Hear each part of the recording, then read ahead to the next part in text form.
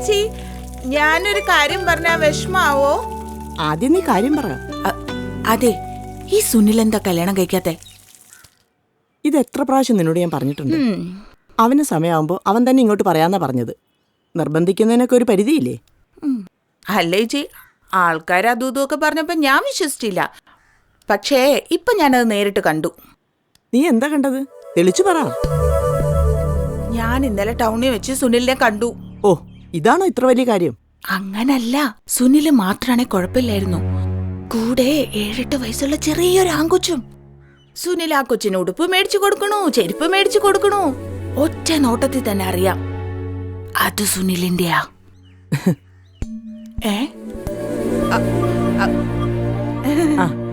മോനെ, അപ്പോ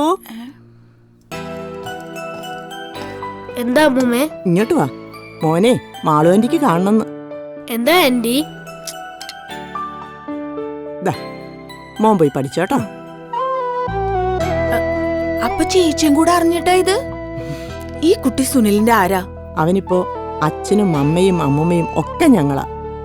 സുനിലിന്റെ പരിചയത്തിലെ ഫാമിലിയിലുള്ളതാ കുട്ടി. അച്ഛനും അമ്മയും പിരിഞ്ഞു. അച്ഛനാണെങ്കിലോ മുഴുക്കുടിയനും.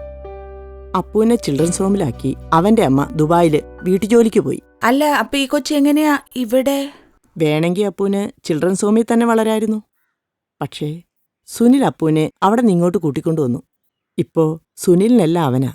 സുനിലിന് മാത്രമല്ല, എനിക്കും. അപ്പൊ ഈ കുട്ടിയെ ദത്തെടുത്തതാ? ദത്തെടുക്കലല്ലാതെ സംസ്ഥാന സർക്കാരിന് ഒരുപാട് പദ്ധതികളുണ്ട്. അതിലൊന്നാണ് ഫോസ്റ്റർ കെയർ. നമുക്ക് കഴിവുണ്ടെന്ന് അവർക്ക് ബോധ്യപ്പെട്ടാൽ 1 വർഷം മുതൽ 18 വയസ്സ് വരെ ഇത്തരം കുട്ടികളെ പോറ്റി വളർത്താൻ സർക്കാർ അനുവദിക്കും. അപ്പൊ അത് കഴിഞ്ഞാ അപ്പുവിന്റെ അമ്മ തിരിച്ചു വരുമല്ലോ. അച്ഛന്റെ സ്വഭാവ ദൂഷ്യം മാറാവുന്നതേ ഉള്ളൂ. അവന് അവർക്കൊപ്പം പോകാലോ. എന്തായാലും അതുവരെ അപ്പു ഈ വീട്ടിലുണ്ടാവും, ഞങ്ങളുടെ മോനായി തന്നെ. ഞങ്ങളിത് രഹസ്യമായി വെക്കാനൊന്നും ഉദ്ദേശിച്ചിട്ടില്ല. ഈ ബുധനാഴ്ച അവന്റെ പിറന്നാളാ. എല്ലാരെയും വിളിച്ച് ആഘോഷിക്കാനാ സുനിലിന്റെ പരിപാടി. മാളും ഉണ്ടാവുമല്ലോ. ഉറപ്പായിട്ടും. കിം കിം സിം സിം ചിന്തിൻ കിം സിം ബഞ്ചാ ജിൻ ജിൻ.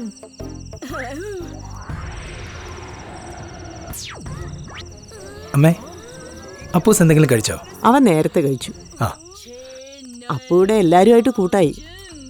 എല്ലാരും ചോദിക്കുന്നത് നീ ഇനി പെണ്ണ് കിട്ടുന്നില്ലേന്നാ. അമ്മയ്ക്ക് എന്നെ അറിയാലോ. അതുപോലെ ഇതൊക്കെ മനസ്സിലാക്കുന്ന ഒരു പെൺകുട്ടിയെ എനിക്ക് കിട്ടും.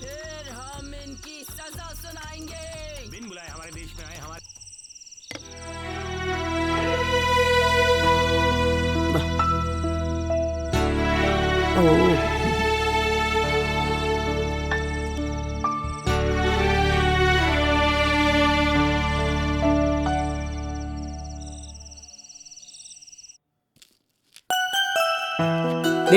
ഇതിലുള്ള മുഴുവൻ കഴിച്ചോണോ കേട്ടോ.